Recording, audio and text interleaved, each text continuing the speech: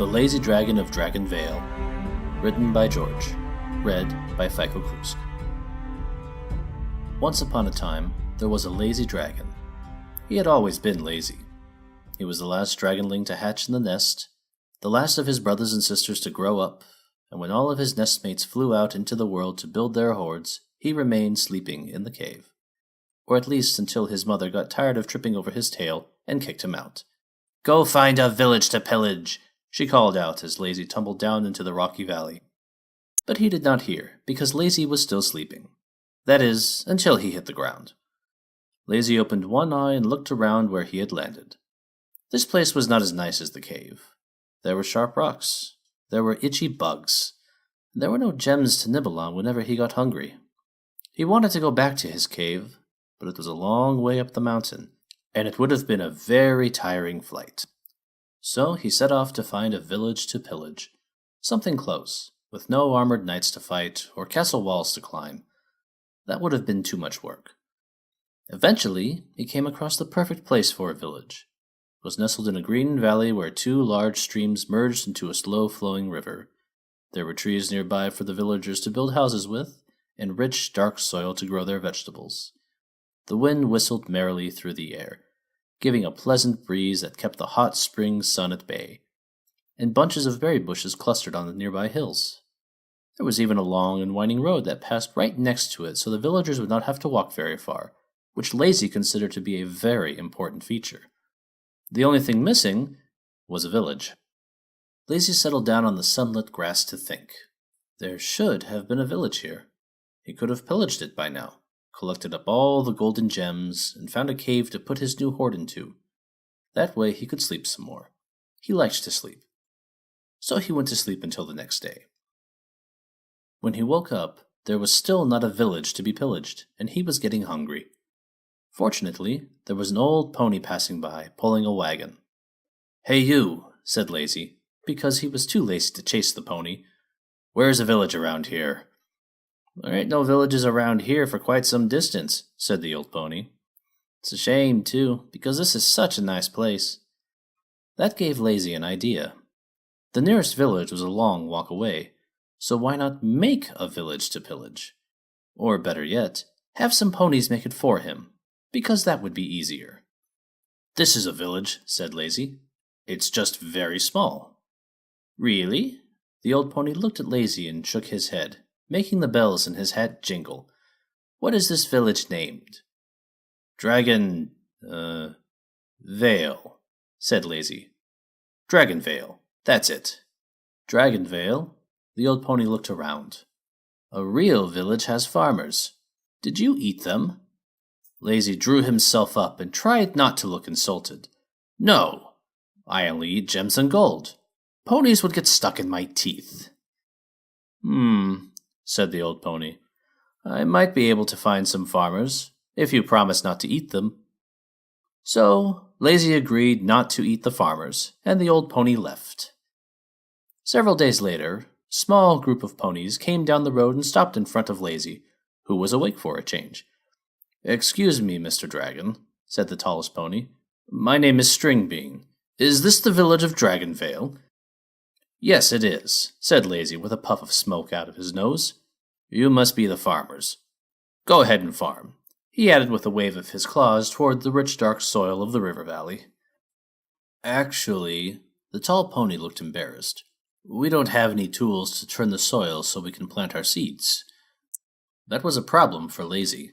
If the farmers could not farm, they would leave, and Lazy would have to make the long trip to another village to pillage it for gold and gems. Still, all they needed was the dirt turned up, so he got up from his nap and proceeded to scratch and claw the ground until he had turned up all of the fields, leaving the fresh dirt exposed for the farmers to plant their seeds. And he went back to sleep. Some time later, Lazy woke up to the sound of the old pony's wagon creaking down the road again. "Hello, Dragon," he called out. "What a nice village you have." "Yes, it is," admitted Lazy. The seeds the farmers had planted were coming up in long green rows, although they looked a little spindly and weak. "Do you have any pegasi to bring rain to water the farms?" asked the old pony. "All real villages have pegasi." "Actually, no," admitted Lazy. Could you bring some to the village? Only if you promise not to eat them, said the old pony. Several days later, a group of Pegasi flew into the town and stopped in front of Lazy, who opened one eye and looked at them. I am Thunderhead, said their leader, a dark pony who resembled his name from how round and fluffy he was. Is this the village of Dragonvale? Yes, it is. Go ahead and bring the rain, Lazy said with a yawn. Just don't get me wet. We don't have any clouds, said Thunderhead. We can't make it rain without clouds. It made sense. Lazy had never seen rain without clouds before, but the Pegasi would go away if they did not have clouds. Since it did not seem like too much work, Lazy went down to the river. With a mighty blast of his fire, he blew into the water, and vast amounts of steam rose up into the air, making a huge cloud. And Lazy went back to sleep while the Pegasi took the cloud and made it rain over the crops. After a few more days, Lazy once again woke up to the squeaking sound of the old pony pulling his wagon down the road. Oh my, your village certainly is looking good, said the old pony. Lazy had to agree. With the rain from the Pegasi, the crops were looking rich and green. The only thing was, the ponies in the village were all looking thin and very hungry, which Lazy mentioned to the old pony. They can't eat the crops until they are ripe, pointed out the old pony. They could eat the berries in the bushes, but there are long, sharp thorns in their way, and only unicorns can use their magic to pick these berries. The old pony demonstrated by lighting up his horn and floating several fat berries out from a nearby prickly bush for Lazy to eat. It was a problem for Lazy. If the ponies were hungry, they would all leave before the crops got ripe, and his village would be empty. And the berries were very good. Almost as good as gems. I don't suppose you know where there are some unicorns, asked Lazy. I'll promise not to eat them, too. And so, a few days later, a group of unicorns woke Lazy up.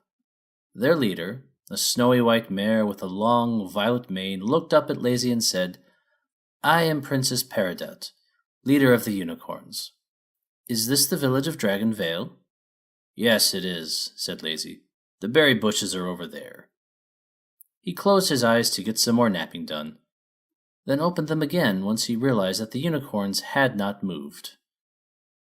There are no buildings here, she said with a sniff. We simply cannot stay in a village which has no buildings. There will be buildings soon, he promised, although Lazy had no idea how one would build such a thing. When the old pony came by with his wagon again, Lazy asked him. The old pony thought, and rubbed his beard. What you need are some ponies who know how to build houses. Lazy agreed, because he knew that already. I will find some for you, said the old pony. If I don't eat them, finished Lazy. That's only fair. There are so many ponies here anyway. So, a few days later, a group of rough ponies woke Lazy up. They were hairy and patched, with clumps of hair missing and less than the usual number of teeth each. Their leader, a hairy red brute named Fur, stuck his bristly chin out and growled. I hear your town is looking for some houses. If you've got the trees, my crew will get you set up right. The trees are over there, said Lazy, pointing with one wing. And I want the houses right here. Are you gonna get the trees over here after we cut 'em down? Asked the lumber pony. The trees did not look that heavy, particularly to a dragon as strong as Lazy, so while the lumber ponies cut down the trees, he carried them over to where he wanted Dragonvale. It was actually fun, figuring out where to put the houses when they were done, or moving them around to make the town prettier. The ponies liked their houses too, and decorated them with colorful flowers. It was going very well until one day when the leader of the lumber ponies came to visit Lazy. We've been working for a moon, and I need to pay my crew. Where's the gold? Gold? Lazy put the buildings he was toying with to one side and looked down at the bright red lumber pony. If I don't pay my crew, they'll go home, explained Fur. Lazy did not have any gold, and the village was still far too poor to pillage. He was still puzzling over the problem the next day when the old pony pulled his wagon by again. I need your gold, explained Lazy. Bring me all the gold in your wagon so I can pay the lumber ponies and they will build the rest of the houses my village needs. I have no gold in my wagon, explained the old pony. Only books. If you want gold, you will have to dig it out of the hill next to the village. It was a rather large hill, most probably with heavy rocks and dirty dirt which would get under Lazy's claws. He turned to the old pony and said, I won't eat them. The old pony nodded. I'll be right back. The next day, a number of dusty ponies with pickaxes and mining carts were lined up in front of Lazy. The leader, a gray mare with a rugged vest and a hard hat, strolled forward. Hello, I'm Feldspar. You need us to mine your hill for gold. Yes, said Lazy. We'll need houses to live in, said Feldspar. The lumber ponies are making them, said Lazy. We'll need food to eat. The unicorns are picking berries, said Lazy, licking his lips.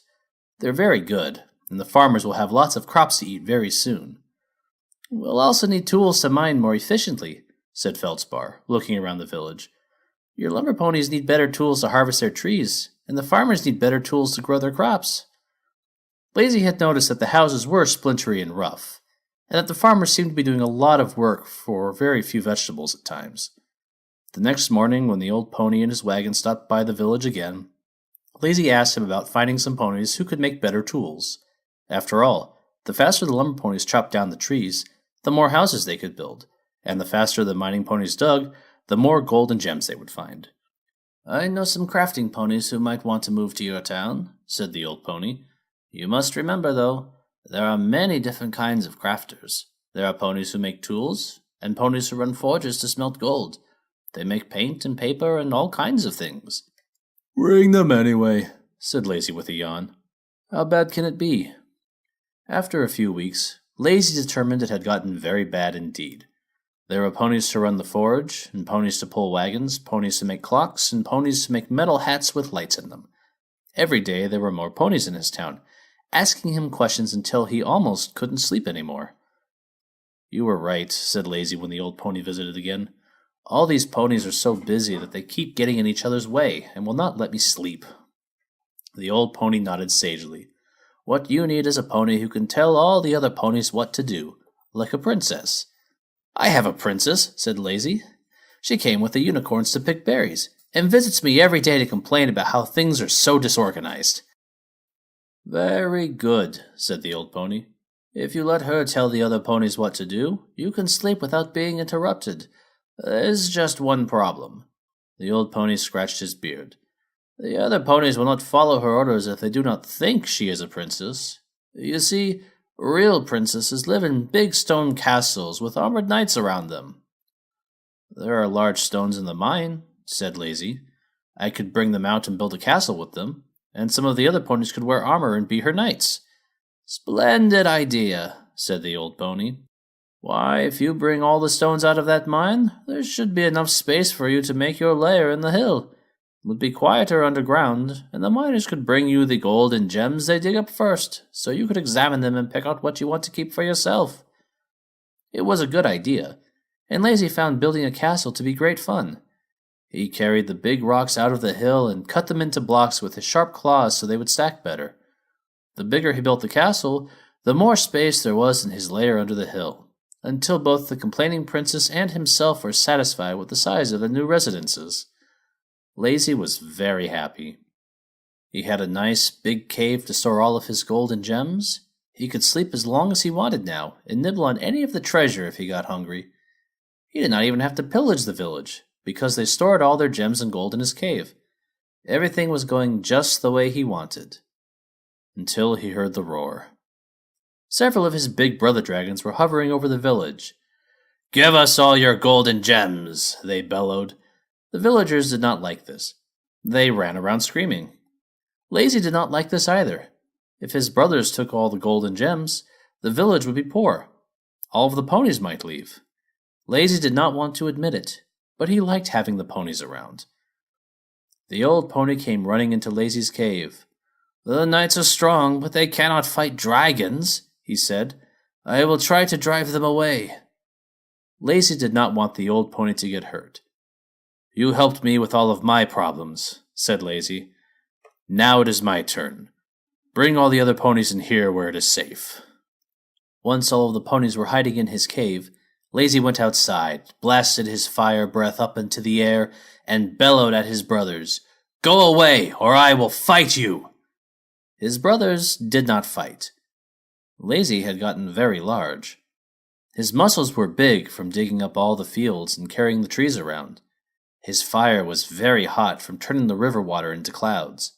His claws were very sharp from building the castle. In fact, Lazy was much larger than his brothers now. His brothers flew away very fast. When the ponies came out of Lazy's cave and saw that the other dragons had flown away, they were very happy. They threw Lazy a party, with tasty gems for him to eat and music to dance to. Lazy did not dance, because he might hurt the ponies. But he ate the gems, and the old pony danced with the villagers for him. Even the princess in the castle thanked Lazy, and gave him a kiss on the cheek.